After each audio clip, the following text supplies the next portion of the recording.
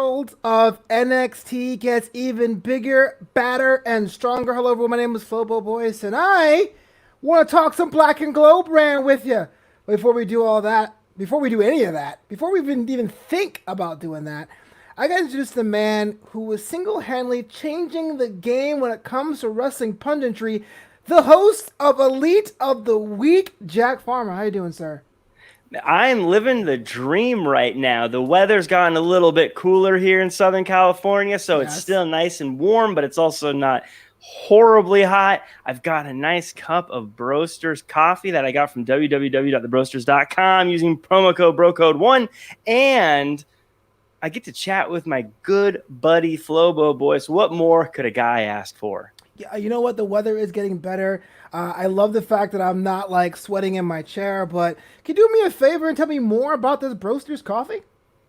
Yeah, something that I always like about good coffee is I like good coffee. You know, it's so easy to find yourself buying the cheap stuff in the tubs that you see at the grocery store.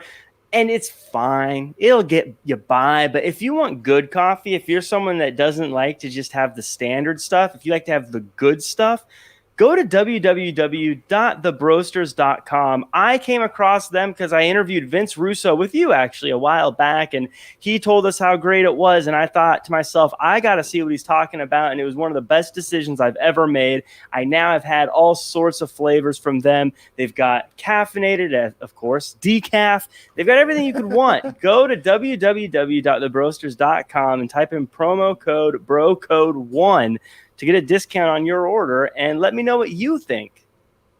I love it. I love the fact that you're just ready to go with that promo. You were like, I don't know what I should do. Forget it. So let's talk NXT, man. Every division I thought got some love tonight. NA title division, women's title division, even some of the newer stars got a chance to shine. It's not really the top story, but I want to talk about it first. Ridge Holland, am I right? I mean, NXT UK's own had a match with Johnny Wrestling. Look, who was going to win this match? Let's talk about that spot in the middle where it looked like Johnny got dumped on his head. Were you like me, Jack, going, ooh? I said last week that Ridge Holland has something that reminds me of Goldberg in him, and I've not changed my mind one single bit. Yeah, that was honestly very that was a scary moment, and it was interesting because throughout the match, Johnny Gargano was holding his neck and head the rest of the match, and it was actually one of those beautiful things in wrestling where you have that moment of, did he really hurt himself? Or is this part of the show? Which is exactly what you want from pro wrestling. It's weird calling it magic, but I agree with you. That's exactly it. Like, wait, is this real? Is this part of the show? Is it the trick? Is it not the trick? And that's exactly what you want. And so I don't know if it was part of a Johnny Gargano taking advantage of something that was very scary, or if he really hurt himself. Hopefully he didn't really hurt himself, but I still think Ridge Holland has something about him. I'd love to see him add some knee pads, but there's something about him that just feels like he's got something going for him.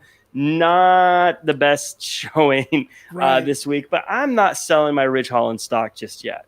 It's funny how like you're like knee pads and I'm like long tights, and you combine, it would be the best wrestler ever. I like him a lot. I'm not sure where he fits in NXT Prime right now. I felt like UK was his lane, but there is no UK as far as it being an active week-to-week show. Definitely not the match I would ever record and show a friend that he should be a Ridge Holland fan. But props to Johnny Gargano, because if it was a work, as far as his extent of his injury, he didn't make it look completely believable. But I was like, oh my goodness. Candice was like, did you like you're trying to break character too? And the ref was asking multiple times. If it was fake, if it was scripted, then it was totally believable. And it was awesome. It's something that we need to also, if I can just jump in real quick more time and say, like, we take so much for granted, just how dangerous what they do every single night is. And what we watch every weekend, we take for granted, like, oh, they're just doing this or blah, blah, blah. That was a power slam. Like, if that landed perfectly, that would not have been the spot of the night. Yeah. That would not have been the thing that stood out to everybody. But that's a risk they take constantly with every match, with every move. And it's something we as fans need to every now and again stop and go, wow, we just take for granted that these guys do these amazing things over and over and over and over again, and just how risky that is. And really give a tip of the hat to the trainers there and the people that, help them get to that level, because with how dangerous it is, the number of injuries is shockingly low considering the number of matches that company puts on every single year. So it's also funny when it comes to sports injuries. It's never like the high flying thing. It's always like, oh, I planted my foot wrong. Or like Xavier Woods' Achilles injury. It was like, oh, I landed on the spot 1,000 times and it went awry this one time. I wish if he is injured to some extent, I wish him a speedy recovery, because again, it is so dangerous. But speaking of the most dangerous men in NXT, Pat McAfee has a match this Saturday, and I think it's one of the strongest sets of the night. Had a promo back and forth with former NXT champion Adam Cole. Pat said he was a millionaire in 7 different industries. I had to go look it up. Couldn't find him, but I believed him, so it was pretty cool. Thoughts about this? The feud's happening. That train has left the station. Can't unring that bell. But is it a mistake to have the match so soon? I'm going to say this right now. I know a lot of people, especially when they first announced it, kind of poo-pooed on the idea of a former football player coming in and having a rivalry with the biggest star in NXT. But after that promo, I cannot tell anyone that they should not be excited about this match. That was such a good promo. That was so amazing. He cut that like he had been doing this his whole life. It was amazing. He nailed it completely. And I know I get why people might be hesitant about this kind of matchup, but also, this may have been Adam Cole's best ever performance. The fact that he was able to convey himself as a sympathetic yet very badass guy was amazing. I think they both did such a great job. It was one of the best promos in a long time on NXT. I think they took this rivalry that went from being kind of a sideshow thing to instant must-see TV. I think it's going to be great. And I mean, we'll see how he does in the ring, but Pat McAfee, stick around. Cut a few more promos. I have not seen you gush about someone like this not named Randy Orton in forever. I can't believe it's Pat McAfee's the guy, It was great. He hit every note you'd want to hit, and he hit it perfectly. He hit it very well. So you're thinking, this is more than a one-off now. This is going to be a long-term feud between these guys. I don't think it's going to be a long-term feud, but if they wanted to bring him back for more, I would definitely be more on board. I mean, we obviously have to see how he handles himself at TakeOver, but he nailed that promo. He nailed it. And I think the Undisputed Era did exactly what they needed to do. I thought the fact that McAfee brought his buds, I thought that was cool.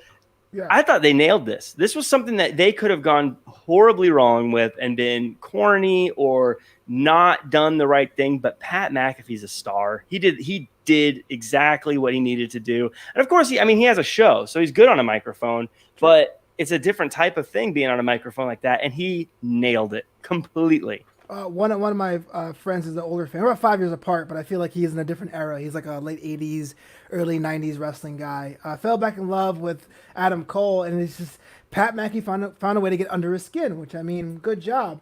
That's what you're supposed to do. The question I have then is, and I know it's an unfair question to ask you, but your opinion anyway, because we're wrestling people. Will this feud work inside the Thunderdome? I have no idea. I don't know what to expect. I don't know if TakeOver is a part of that. Is it? I know Raw, SmackDown, and SummerSlam it is. But if it was, I don't know how live fans would take it. Yeah, I don't know how it'll go over. And the Thunderdome is still something I'm very curious about and how it's going to go. In fact, is it Thunderdome going forward, or is it just this week? It's advertised this week. I figure because it was a pay-per-view thing. But if it works, I'm sure they will find other ways.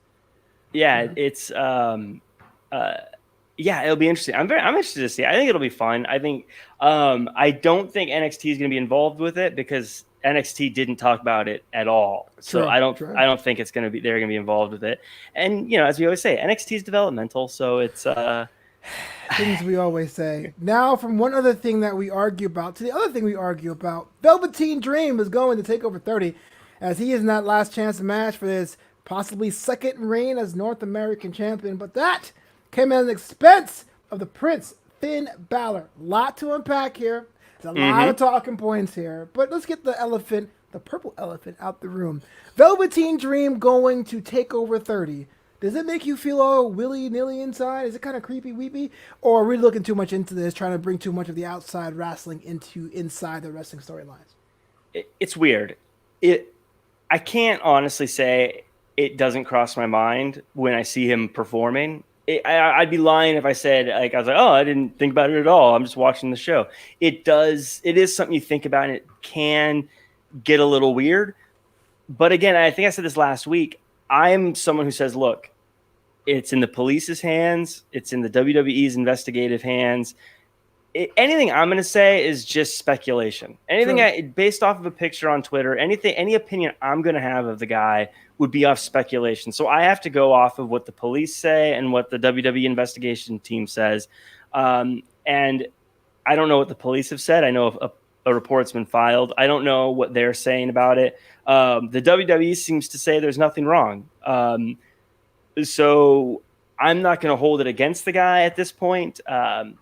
We'll see if anything changes there. But I'd be lying if I said there wasn't that weirdness to it, if that makes sense. Yeah, I mean, I'm all about innocent until proven guilty, but I'm sure you saw the Nia Jax response on social media when Triple H said, look, it was just a coincidence of what happened with the investigation. Patrick Clark was in a car accident. That's why he was on TV. And Nia Jax responded with 15 clown emojis.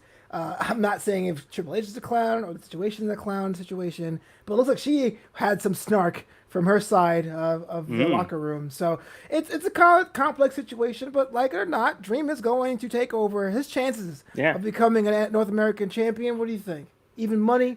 Favorable? No, he's not going to win. He's not going to win. He's not going to win. One, because the WWE is also not stupid. I don't think they're going to give him a title right off the bat. I think regardless of what investigations are showing, they're not going to make him the champion. They're not going to make him the focal point.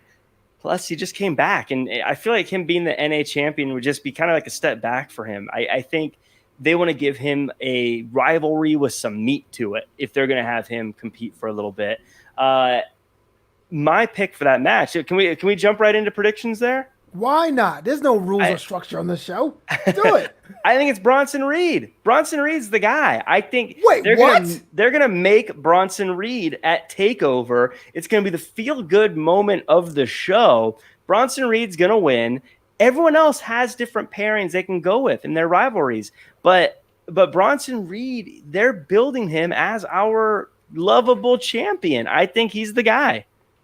First of all, answer that. Johan Pena says that the Thunderdomes were on SmackDown and SummerSlam, so that's confirmed. But I can't believe you're saying Bronson Reed may walk out the North American champion. I didn't say may. He will. I say he will. So I am absolutely surprised because I absolutely agree with you. He should, and he will. Bronson Reed is what we think of NXT and what that is. You see someone that is deceptively indie looking. I mean it derisively. Look like they don't belong there. But what they've done in the ring, what they can convey in the ring at a mat-based level can get over. Johnny Gargano, Adam Cole, Tommaso Ciampa were too small. Velveteen Dream had too awkward of a reach. You know, guys like that found a way to excel, and Bronson Reed is the NXT DNA. I don't think it should be anyone else but him. I am just surprised that Jack Farmer and I actually were in agreement. That never happens. It is very rare that it happens. I'm with you. I think everyone else is already crazy. Everyone else are kind of already made men. I think Damian Priest is already a made man on that show. I think Johnny Gargano is already a made man. I think even Cameron Grimes, like he's already sort of set in what he can do and what he can bring to the table. Bronson Reed, I think, is someone who can do everything you want him to do, but he just needs to give us a reason to latch on to him. And the title is that thing he can do. So, and I should say real quick, by a reason to latch on to him, I'm not saying he's not lovable or anything like that. I'm just saying okay, he's won matches and he's great, but now I need something to latch on to, much like a top hat. or a white jacket or something. So a question from the chat is saying, is that saying too much if you have two super heavyweights holding the titles in NXT, Bronson Reed and Keith Lee? It would be two very thick boys holding titles. Quite thick, yes. Quite thick indeed. So what? So what? I love it. Whatever. Okay. I mean, do you think they were ever like, oh man, what if the Intercontinental Champion and the World Champion are both two jacked dudes? That's true. Like, what if they're both shaved head guys? Well, they both have long hair. Who cares? I think. I mean, the prediction for that match is down the road, I'm guessing. But I think it's fine if you have two big fellas holding the title. I think that's okay. Slap meat. Slapping beefy meat. So the other storyline in Velveteen Dream is going to take over at the expense of the Prince, Finn Balor. Here's somebody that me and a compatriot, Peyton Wisner, over on Twitter, we go back and forth. He's like, man, Finn Balor doesn't get the respect that he deserves. And I know, Jack Farmer, you poo-poo on Finn Balor. You think he's trash. I know. Putting words in your mouth. But here's another match since Finn's return where he loses due to interference. This time by the hand of Timothy Thatcher. The match is already set up for Saturday. Those two are going at it. But how many times can you have one wrestler, doesn't have to be Finn Balor, how many times can you have one wrestler lose the same way, the same exact time, they start to raise questions about his viability on the roster? I mean, he won the last takeover. He beat Damian Priest. But when he loses, it's always shenanigans and flim-flams. Doesn't that protect him? I mean, that's good, well, that's right? the question I'm asking. There's a protection one-off, but how many times can you protect somebody if you go, wait a minute? I mean, I think you got to be careful with it, but honestly, I haven't really noticed that it's just him getting his losses via run-ins. If anything, too, I think it's going to lead to something that matters for him. Like maybe building up to a cage match of some kind to keep out outside interference, or maybe it's what gets him to build a posse of his own to defend him. But honestly, at this point, I don't think that. Yeah. By the way, no, I don't shades and arrows. I don't think it is that big of an issue for him. I mean, they've been doing that kind of stuff for years. I do get what you mean by it's happening to one guy, but before you mentioned it, I didn't actually personally think about it. And if I'm not thinking about it, no one else is thinking about it. So you have claimed on this show and its spiritual predecessor that Finn Balor is back in NXT to elevate other people. Mm-hmm. Yeah, okay. This time, okay. This time the match is against Timothy Thatcher. Here's somebody who's been on the roster for about, 6 months now? Quarantine, so about 4 or 5 months now. Yeah. He's established. We know who he was. He beat Matt Riddle. Is this the appropriate position for Timothy Thatcher? Is there a next level for Timothy Thatcher? I mean, will this match that is supposed to be elevating him have any kind of dividends? Or is this going to be a one-off match we're going to forget about in 3 months' time? I think it's going to be a one-off match. I hope that Thatcher wins. I think that, again, I like Finn Balor, but his role here on this show is to help make that next generation. Him beating Thatcher doesn't do anyone any favors. You're not going to say to yourself, oh, man, Finn Balor beat Thatcher. Let's give him a world title shot. You're also, if he loses, you're not going to say, well, I guess Finn Balor isn't cool anymore. You're still going to think he's cool. Right. I think Thatcher, though, if he loses, you say, well, I guess maybe he's just not really cut out for NXT Prime. But if he wins, you're like, man, what's this guy's ceiling? He could go on to do all sorts of things. I want to see Thatcher win. Plus, Thatcher's cool. Thatcher's different. Thatcher stands out. I think, to me, Thatcher is the best guy at that style. You know, we compare him to, like, the Lorcans and people like that. I think he's the best at it as far as how he looks and carries himself and talks and just having that aura about him. I want to see more Thatcher, so I'm really hoping he gets the win here, and I think that's okay. I'd still want to see Finn Balor afterwards. Man, I'm gonna get flamed by the indie fans because I know Timothy Thatcher was a force of nature on the outside, but I'm not quite sold on him either. I think the two big indie signings of Thatcher and Cross, I just don't see the appeal here on NXT for different reasons, obviously. Like with Karrion Kross, his matches haven't been dominant, and I can go on and on. Cool entrance. We love Scarlett, but I don't really see it in the ring. with Timothy Thatcher, he's all in ring. But his character stuff is just, I'm having a school. Like, this guy can snap limbs, but somehow has to have a second job. Like, I don't get it. What's his deal? What's his deal? But okay, yeah, he's gonna have a match. He's most likely probably gonna win on Saturday. I'm gonna be upset. I'm a live hate tweet it while it happens on Twitter.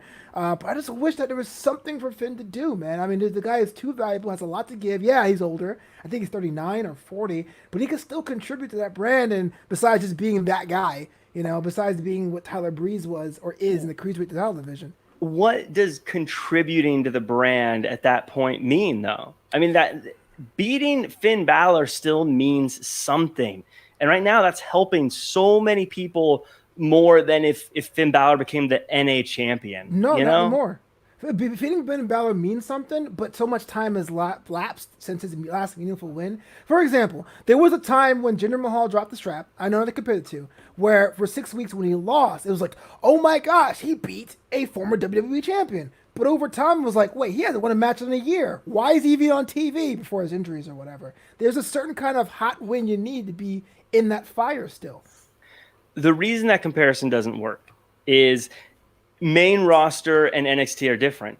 They're just different. And I'm not even going to compare the two wrestlers. I'm just saying being a champion and a legend in NXT is different than being a former champion on Raw or SmackDown. It just is. If Seth Rollins came back, it would be nuts, right? If Aleister Black came back, it would be nuts. If it was anyone who's been an NXT champion, it would be absolutely bonkers. It was nuts for Finn. And I mean no disrespect to the guy, but like if Jake Hager came back, you wouldn't be like, oh, former world champion, what crazy? You just be, I would. I liked him as the world champion. Right, but I think you'd agree it doesn't have that same effect as Finn Balor coming back to the black and gold brand. It's a different world, and I can't quantify it. I can't tell you this is the mathematical reasoning why, but in NXT, it is different. I agree with you. I agree with you in October, November, December, January, and February, even in March, even in April. I was like, okay, but May, June, July, and August. I mean, give me something. Give me something to be like, wow, he really beat the brakes off of this guy. But I don't know. Maybe I'm just wishful thinking. Maybe I'm just a mark. Well, I do think that they had plans for him. I'm guessing there's plans, and I'm guessing that those plans got thrown out the window mid-March. Yeah. And I think we would be seeing a very different Finn Balor if it weren't for that. And I have a feeling they're just like, hey, Finn, let's wait until we can get Walter back, and in the meantime, you're going to help make Thatcher look good, help make Damian Priest look good, help make all these dudes look good. That's what you're great at. Let's do it. Fine. I'll accept that. Also, I'm accepting this women's title match this week in Dakota Kai taking on Io Shirai. But before that, Dakota Kai had a match with the original Boo Thing, Jessie Kamea. What? Okay, she didn't really last very long. It was pretty much a squash match, but I was so happy that Jessie Kamea was on the show. I still want to get her cameo, but I can't afford it. So if you guys give me $129.99, that'd be great. Let's talk about this because Raquel Gonzalez comes back after a hiatus. Dakota Kai is establishing herself as the top heel, even though Io Shirai should be still a heel. She's not. Okay? Now, even though we have multiple women's storylines, this one here seems to be the most Matt-based. I want your gold. You're going to give it to me. Mm-hmm. Jack Farmer, we talked about the women's evolution. Is that what we want, though, when it comes to title feuds? Just, hey, look, I want to be the best in my division. Or do you like I'll get to it later, some of the more character-based stuff we see in the lower card, like with Rhea Ripley and Robin Stonebrand?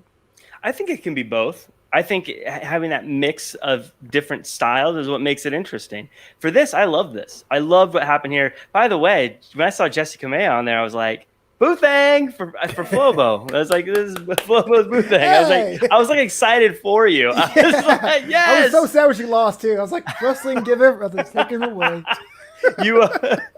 You didn't think she was gonna win, did you? No, but I thought maybe she might get a count. I don't know. Yeah, I was like literally excited out of you, Flobo, and like in my mind for some reason, like another jump in there. I was about to go take out the trash, and it was like, wait, I tossed the trash. It was just. do the thing where like the trash is sitting next to you while you're watching. It like stinks, but you're just like, whatever. I'm gonna keep watching. Keep it down. It's the TV. Yeah. By the way, that big boot from Mercedes was vicious when she came through the curtain. Raquel. I'm sorry. I'm sorry. You said Robert Stonebrand earlier. My brain haywired. She's OP though. What was that? Raquel Gonzalez is overpowered. She's just she's huge. Yeah. Right, but it was great. The way she threw around Io Shirai. Io Shirai is still the coolest. Still the cool. Every time I see Io Shirai, I hear Evan Max say, "Boo-thang." Boo-thang. Yeah. No, for real. I need someone to say that about. If Lance Storm still wrestled, I'd be able to say it about. Like Richard Lance Storm being like, "Excuse me?" I said boo-thang. If I could be serious for a minute. I am boothing. Oh, you will pop so hard. But let's talk about this. So Dakota Kai, is there a time now? Is this her last stand, or is this something to keep her going for the time being? Because she has flirted with the title before. This is her second ever title match, but she's been in that division knocking about post Tegan Knox for a minute. I think. Right now, Dakota Kai has everything you want. She looks cool. She has those tights were amazing, by the way. The glittery, rainbowy. I don't know how you'd describe that color of tights.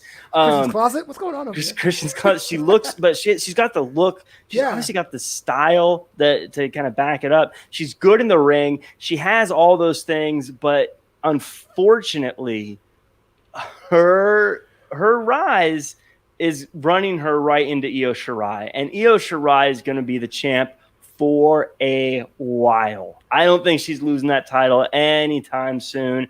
And it's not going to – I don't know what Dakota Kai is doing next, but no one's taken that title from Io Shirai for a long, long time. Why do you say Io that? Shirai is possibly the best female wrestler on the planet right now. Now, I always say the best of all time is still Charlotte Flair, but we're talking about right now, today. Okay. Io Shirai, I think, has got to be that person from the way she wrestles, that moonsault, the way she does the little perch on the turnbuckle is cool. The music, everything about her is cool. Everything about her is she is one of those wrestlers. We always talk about this. They're few and far between, but she is one of those wrestlers you can show to a non-wrestling fan, and they're going to be like, yeah, she's pretty cool. So I agree with you. I think that Io will retain, but it's not out of the question, though. I feel like Io is that good that necessarily she could be anywhere on the card. She doesn't have to be the champ. And she hasn't been on TV that much compared to the other women in that division. I don't know. There could be some signs there. Maybe a transitional champion. We don't know. I think they're keeping her off TV to keep her fresh. I think they plan on keeping that title around her waist for a long, long, long, long time. If this was another day, I think Dakota Kai could be the champion on many other brands in WWE and beyond.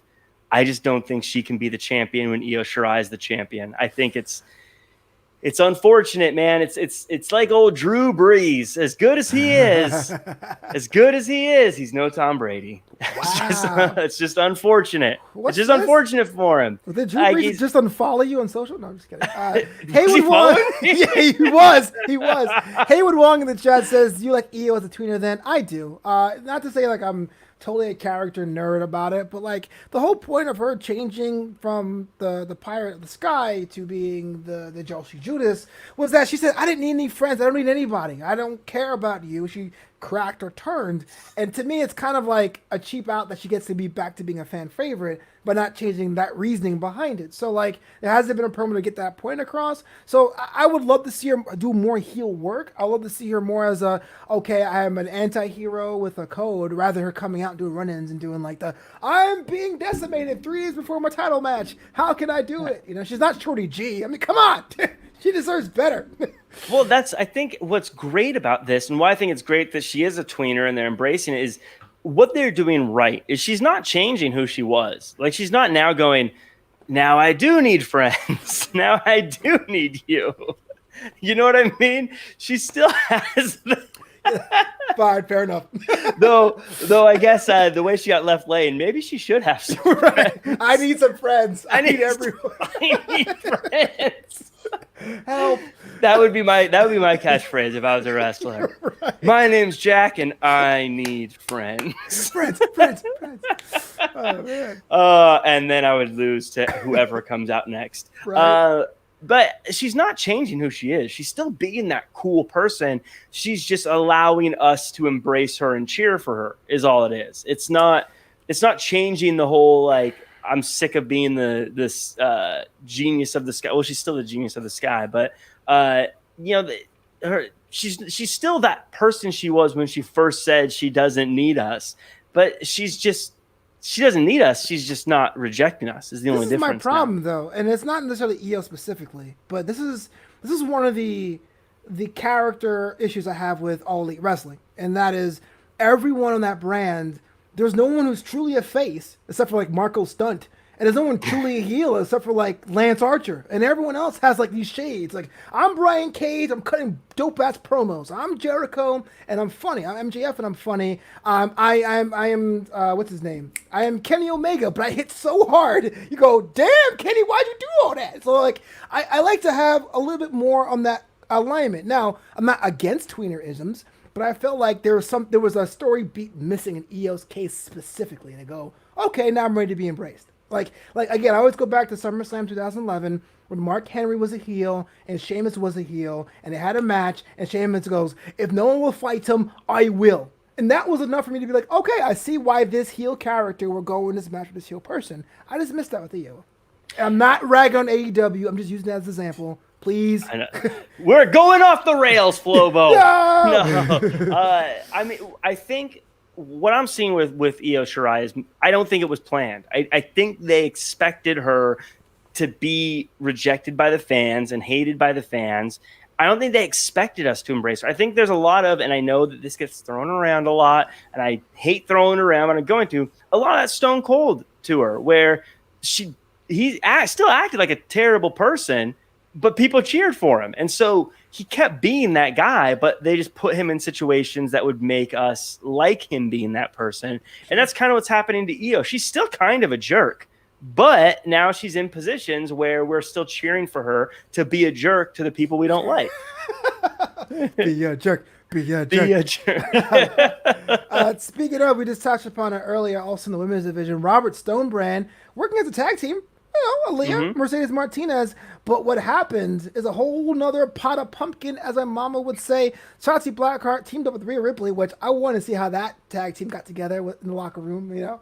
But Rhea totally powerbombed the hell out of Mercedes Martinez. Super heavyweight clash to women's division. Rhea Ripley, Mercedes Martinez seems to be on the horizon. That sells tickets to me. I love this. This is dope. Is this enough for Rhea Ripley's side quest, or were you looking for more for the Nightmare? I first want to say I love the Robert Stone brand. I love it. I love exactly what they have right now. I think they have a cool look. They have a cool style. I like Mercedes coming out looking like Glacier 2.0. I love that. He still wears a costume every Halloween. I know a friend who knows him. By the way, I would 100% wear a Glacier costume every Halloween if I was Glacier. If I'm not Glacier, but if I could get a Glacier costume, I would be Glacier. Still, for all you young folks who don't know who Glacier is, do yourself a favor and go Google the greatest entrance of all time, especially considering it was mostly done on like Saturday night and like Thunder. It was pretty bad. Like pay-per-view level entrances on like the D shows. It was crazy. He feuded with Norman Smiley, I think, at the time. It was like Norman Smiley. but he come out like snow coming down. It's like blood runs cold and like all these lasers shooting everywhere. And he'd take off the mask. It was so cool. It was. It was cool. But then you're like, oh, it's Glacier. It was fine. I liked what he did.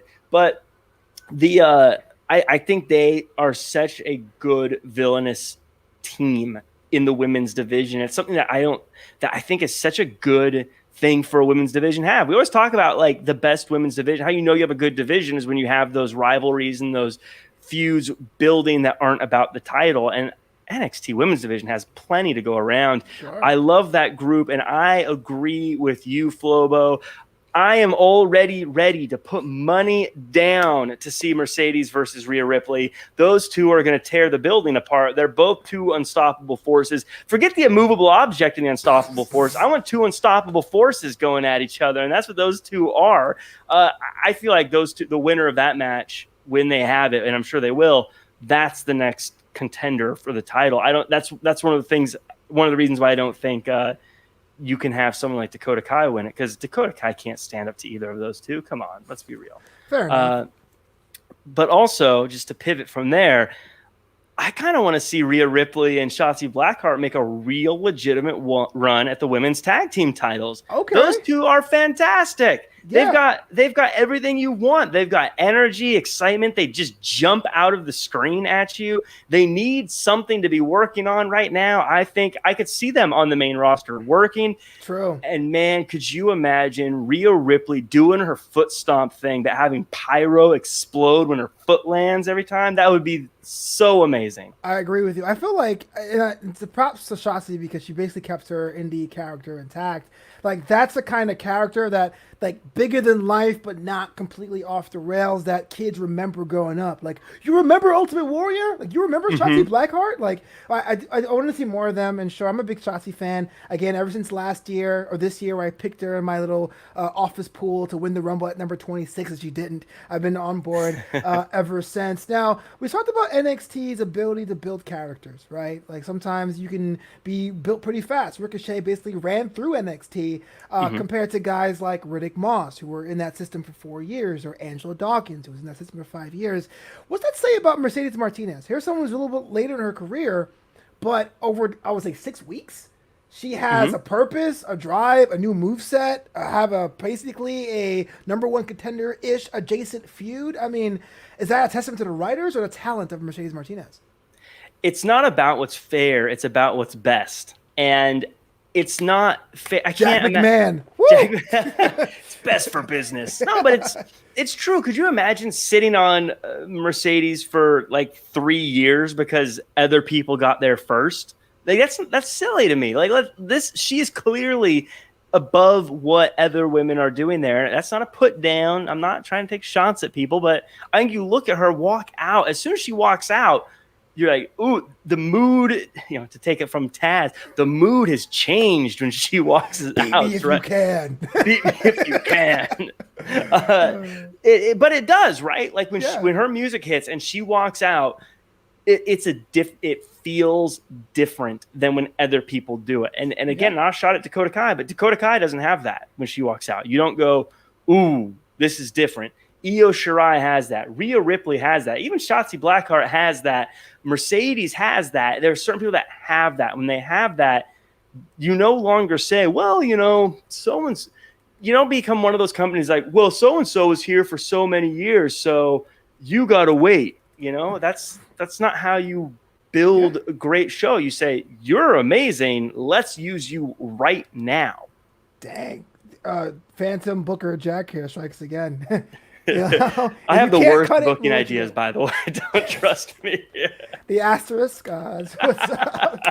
But speaking of things that are popping up as far as character development, like God de Fantasma has been running roughshod in that cruiserweight division. Got themselves involved. A little bit of 6-man tag team match action plan. We'll talk to you about your boy Swerve getting the ball, getting to be involved in this match. But unfortunately, Fandango is on the losing end.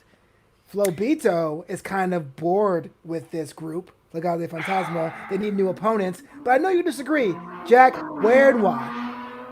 I get what you're saying with them needing new opponents. It feels like I would like to see them with the stakes raised a little bit, maybe going against some people who are a bit more dangerous. I'd like to see them go against like a Finn Balor or someone who fits the division, because Finn Balor's got to be cruiserweight, right? Not officially, but he's about that size. That was the point of the Bullet Club, Jack. That was the whole point. And to be an echo and I need friends. And a shadow. I need friends. We're inviting our friends over. I would like to see some bigger stakes. The thing with Breezango, they're fun, but they're not serious. They're kind of similar. They're like a step down from where Balor is, where their role is to help newer guys find their footing, and they're great at that. They're also fun. But I think this group is amazing, dude. I don't know. They have such a cool, I like how they all look like they're together, but they're not just wearing duplicates of the same tights, if that makes sense. Sure. I like that all their stuff has like a shininess to it. Their intro is amazing with like I guess it's like black and white, but it's like sparks that are dropping. I like Escobar's tan as well. It's a perfect shade. It's a perfect shade of I'm like dang, Escobar. He's so cool. I love. There's also a part of me that I loved him in Lucha Underground as King Cuerno. So I prefer Cuerno, if you want me to be honest with you. Really? Well, I like Cuerno, but there's also that part of me that's just being a homer to Lucha Underground too. I'm like, Prince Puma was amazing too. That mask was weird. I hated his mask. Yeah, like he made it himself in Boyle Heights. Yeah, it was like he was cool, but also felt like if it not to go off the Prince Puma felt almost like a Mr. America, where like we all know this is Ricochet. Clearly, it's Ricochet, but we are not using the name Ricochet. Mustache coming out. like it felt like the whole point of the outfit was just to be like, see, it's not really Ricochet, but it's clearly Ricochet. Don't mind the tattoos, y'all. Yeah. I think they're cool. I want to see them. I want to see them win the tag team titles. I want to see them standing with 3 titles in their hands, and I would love to see them make the cruiserweight division leader of the cruiserweight gang be the big part of the show. I think that's how you make the cruiserweight title seem important. Is you have the guy who's a cruiserweight champion leading a crew of guys taking over NXT. And being like, I'm the cruiserweight champion. Forget the NA title. Forget the NXT title. I'm the cruiserweight champion. I'm taking over. King Cuerno in the house. But I'm bummed out. Speaking of houses, they were in Swerve's house, and I'm really bummed out. Swerve didn't get the win, but he's getting momentum. I think long term it's going to be okay. I think my prediction of him being the breakout star this year might have been a little premature. Whoa! But I'm holding on to Caden Carter, bro. She has 3 months to make it happen. No, I'm still holding on. I just think, because let me ask you this sidebar, maybe. What sidebars? Would you consider Karrion Kross a breakout star? Like, it feels unfair. That doesn't really count because he just debuted, right? Like, breakout, you have to like be there and then break out, right? I don't, because I know his indie stuff. But as far as NXT is concerned, you're a blank slate until you walk through those doors. And yes, there's no one who's been there that quick that has a title shot than Karrion Kross. He'll be nominated in the year-end awards on NXT in December. But as the breakout star? Yeah, but I don't think he is, personally. I don't think he counts. I feel like I get what you're saying, and you're probably right. Like, you're probably right. I just feel like he doesn't count as a break. Like, I don't know. Yeah. I feel like he hasn't. I don't know. I feel like that doesn't count as a breakout. To me, I think this is Cameron Grimes' breakout year. If I had to pick where he was last year to where he is now, I would say him. Maybe even Priest. But that's actually good. Those are 2 good ones too. Yeah. I think for Swerve to get it though, he'd have to do some pretty big things over the next few months. If anyone can, Swerve can, but I think he would need to do some pretty big things to he'd have to do some pretty big things to make it happen. For the record, I like Swerve more than the kill shot. So I'm not completely a Lucha Underground homer there. I agree with you there too. Really? I mean, I liked him, but I never liked the premise of kill shot. Yeah, I didn't like dog tags, bro. Yeah, I was like, what are you talking about? I don't know. I didn't really like it. I liked him, but I didn't like the character. Funny enough, Karrion Kross is the guy who I didn't really like in Lucha Underground either.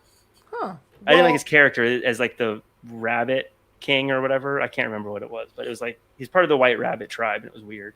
Yeah, that sounds like something that would be weird. Let's talk about TakeOver 30. You already had picked Bronson Reed to win the ladder match to be crowned the North American champion. But let's go down the rest of this card. Io Shirai you had retaining as well, which I thought was pretty cool. Adam Cole versus Pat McAfee. Thoughts about that? I think Adam Cole has to win. I mean, it's possible he loses here, but I think it's a slap in the face to every NXT wrestler if the guy who is the champion for a year loses to a guy who literally just told us he's only had 2 weeks to prepare and has never wrestled before. Celebrities win all the time. They do. They Green do. Arrow won at WrestleMania, SummerSlam. This feels a little different though. Okay. This is a little different, and NXT, as I said before, is a little different. I don't think he can come in and beat the guy that was the champion that long just recently. Like Tyson Fury beating the Braun Strowman, who was in the middle of kind of a exhibition match by count out, by the way. Thing. I mean, anything could happen, and NXT is very good about making whatever happens work.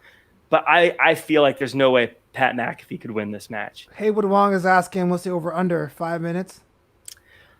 No, it's gonna go long. It's gonna go over 5. Okay. Takeover has long matches. That's what they do. It'll go, and I think it'll be fine. I think if anyone can bring a good match out of a guy who's never wrestled before, it's Adam Cole. And I think that Pat McAfee is an actual wrestling fan, and so I think he gets it to a big degree. I think you could tell that in his promo today that he gets it. Yeah. I'm not going to pretend he's like a ring veteran that's going to tear it down, but I think he gets what he's supposed to be doing. And I think he'll be pretty good at it. I think he'll do a pretty good job. Again, I'm not saying he's going to be looked at as like the next Bret Hart, but I do think he'll do a good enough job. I think he'll know what he can and can't do. And I think guys like Shawn Michaels and Triple H will make sure that he stays within the confines of what he can and cannot do. Sure. I think they're going to have him prepped and ready, and I think he'll do a fine job. Who do you got with Thatcher against Balor? Thatcher. For all the reasons we said, I think Thatcher's going to beat him. Maybe there's more interference. Now, it's interesting because now I will be paying attention to see if there's interference that costs Finn Balor, because now it's going to really stand out if there is an issue. But I think I think it's time to start building Thatcher, and Thatcher just, I think, is everything you're looking for right now in someone to be an ascending star in NXT. I think a Bronson Reed Timothy Thatcher match in Rivalry would be very fun and very interesting, because you could have the fun-loving good guy of Bronson Reed versus the no-nonsense killer of Thatcher. And it'd be kind of fun to be like, what if Reed is too thick to put moves on? You know, what if you can't bend him the way you bend other people? That'd be an interesting thing. I don't know. This man is just too thick. I want Timothy Thatcher to yell that. He's too thick. What about the wild card match tonight? Triple threat tag team match for the number one contendership. Breezango versus Birch and Lorcan versus Legado de Fantasma. They're winning. So, what's his name? Cornell gets involved for shenanigans, or do they win clean? There's probably some shenanigans. Actually, I don't know. I think they might win clean, because the other two teams aren't exactly teams that are like on strong runs. You know what I mean? Fair enough. You don't really need to like protect people, protect the other people. You know. For sure. I just want to make sure that if you're like, oh man, no, these guys are heels, so they do dastardly things, you know, or you're kind of like, they might. They're that good. I think they might, but I think from like a writing perspective, it'd be more just to reiterate that they're jerks more so than like we need to. If you know what I mean, like sometimes you can tell like it's done really just to remind us before they win that they're not good guys, as opposed to like, this is like they need this to beat this person. Okay, and I say the best for last, the NXT title match. Keith Lee, Karrion Kross. Something has to give. Jack Farmer, do you give Keith Lee, one of the most charismatic men, to walk in that curtain, black and gold brand, to lose the title to one of the most hottest rising stars in recent signings? Who do you got come Saturday? I want to start by saying that the promo package for this that they showed was stellar. It was amazing. That is something that NXT's been missing for a while, and it was so great to see is the presentation, that flair, that really big, high budget movie blockbuster feel. And that's what it felt like, seeing that build that they showed. And it really fired me up to see this match. I'm very excited to see how this goes. They made both guys look completely unstoppable. It's such a hard one to pick. So when I pick it, know that a lot of thought went into this. Know that I'm not just picking willy-nilly. This was something that it kept me up at night, Flobo. I was having dreams. I was waking up like, well, how's it gonna go? And it's that Broster's coffee, man.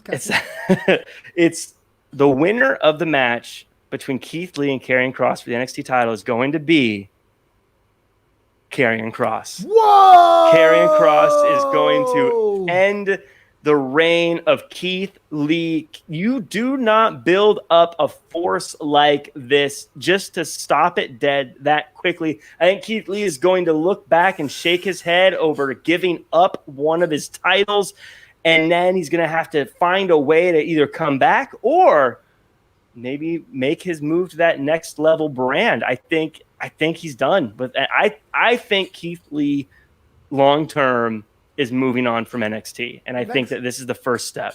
I think Karrion Kross takes the win. NXT's a third brand, Jack. What are you talking about? Keith Lee has to win on Saturday. He has to. Keith Lee's developed everything he needs to develop. He's ready for that next level. No, but okay. All jokes aside, I think we're ready to see Keith Lee stand nose to nose with Brock Lesnar. We're ready to see him face off against Cesaro's and Drew McIntyre's and The Fiend. We're ready to see him face all the biggest challengers in the WWE. We're ready to see him come out at Royal Rumble not as a surprise. We're ready to see him be a part of Survivor Series teams. We're ready to see him in Elimination Chambers. We are ready for him to be on the bigger stages. It's time for him to make that move. It breaks my heart that he's going to lose that NXT title, but I think this is Karrion Kross's NXT now. Look, I'm with you, and all that stuff happens next year. I don't understand why he's losing it Saturday. I don't know if he's like, well, Jack said 1, 2, 3, but I That's can't. That's gonna happen. Yeah, exactly. Just rolled up. Emily made the chat saying, "No, Jack, no." I know it's hard because when I make a prediction, I do have a perfect record, so it's basically a spoiler for me to say it. And so I know that can be a heartbreaking thing to hear, but I think it's I think it's going to happen. I don't want to say it's time because he just started as the NXT champion, but he's one of those rare champions that when he wins the title, he's already done everything there is to do. There's not really much for him to do in NXT anymore. Let's take the developmental argument out of it. Like he's kind of beaten everyone there. He's been the champion everywhere. There's not really another mountain for him to climb. It's time for him to find new challenges. And I think even Keith Lee would say it's time for. What happens on Raw? He's beaten everyone. Well, guess he's going to retire? Come on. There's supposed to be someone new or a new story. He goes to SmackDown. Okay, I'm done. I'm done with you, but almost time to get out of here. I just want to say that if you guys haven't checked out NXT UK this week, you should. They had some nice superstar selections. Jack, I just want to tell you real quick, I did not know Fit Finlay had a mullet. I forgot about that era in his career. Shout out to Jack's mama, favorite wrestler of all time, Dave Finlay. Any thoughts about today's episode of NXT UK? I really loved it. It's actually really fun. I know a lot of people will say, like, why watch it if it's all old matches? But it reminds you about certain wrestlers and certain times. Like, it was really cool to see Dynamite Kid in action because Dynamite Kid is one of those guys that wrestlers always talk about being great. And especially, like, the Canadian wrestlers. Obviously, I'm a Lance Storm fan. He was a big Dynamite Kid fan. I know Bret Hart said he was a Dynamite Kid fan. And you always heard, and I know we're not supposed to say the name Chris Benoit, but Chris Benoit compared to him a lot. And crazy how similar they are in the ring when you watch those matches. So it was really fun to see that. It was also really fun to see that uncensored match from 1996 when I was a fan, and it was such a weird like time travel back to that match. And it's funny because you hear so many of the older guys talk about how you don't need to do flips and you don't need to do all this crazy stuff to have a good match. You just need to make it feel believable. And it's a match I wouldn't have remembered off the top of my head, but rewatching, you're like, man, these guys look like they're beating the hell out of each other. They were like going so hard, and it was like, wow, this is an incredible match. Emily, with a few asterisks, I have a perfect record. But it's really fun to see those, and it's fun to see where people got their influences from, because it didn't shock me that Mastiff picked that match. You know, I was like, yeah, this feels like a Mastiff match, right? Yeah. And so it's kind of cool. Like, oh yeah, that is a cool match to pick. It's also cool to see Uncensored was a few months before the NWO debuted, so it was before WCW really popped, and it was weird to see it kind of in that the crowd was bigger, but you could tell the crowd wasn't as into it. Right. It was the alternative. And so it was a very weird, looking back on what it is that you get to see. And so it was really fun. I would recommend anyone with the network, check them out just to see some random stuff and be like, oh yeah, this is that person, or oh yeah, this is why that guy gets talked about so often. Or true. It made me realize too, I was thinking back to those days, I wonder if you could imagine telling William Regal, someday you'll be known for saying war games all the time. It's like, what? War games? I don't do war games, son. Exactly. I chain wrestle. That's a Four Horsemen thing. You made a good point about the superstar selections. Like, speaking of thick boys, I mean, Dave Massive is a house with a head on. I want to see him take on. There's 3 C's in his thick. Yeah. Don't have him go out the pub going like, what is thick? Okay, so anyway, we're out of time, man. This is Draped in Gold, the unofficial NXT and NXT UK after show. My name is Flobo Boyce. I'm being joined by partner in crime, Jack Farmer. Jack, where can the world find you online, good stuff? You can find me at jackcfarmer.com as well as at RealJackFarmer across all social media. You can also check out my Threadless store and get yourself a Jack Farmer shirt like the one I'm wearing. It's realjackfarmer.threadless.com. I am constantly told they're the most comfortable shirts you can buy, so give it a try. They're good for just hanging out in, working out in, just hanging around the house, going to sleep in. They're really comfortable. That's what I go for when I get these made. So check it out, realjackfarmer.threadless.com. And if I want some coffee, go to www.thebroasters.com and use promo code BROCODE1. You can see it down there on the bottom of the screen. That's what we call producing, Flobo. Thank you so much. www.thebroasters.com, promo code BROCODE1. You get a discount when you use the promo code. Do me a favor. Order some coffee and then let me know what you thought about it, either in the comments below or on Twitter at RealJackFarmer. Dang. For those of you who are on part of the boisterous crew on Patreon/Flobo Boys, I need a favor from you guys. It takes about a second. I'm on Twitch. I need your help on Twitch, twitch.tv/Flobo Boys. Just log on. It's owned by Amazon. If you have an Amazon account, just sign in. Click follow. I'll be your best friend. But until next time, be back here next week for more NXT action on Draped in Gold.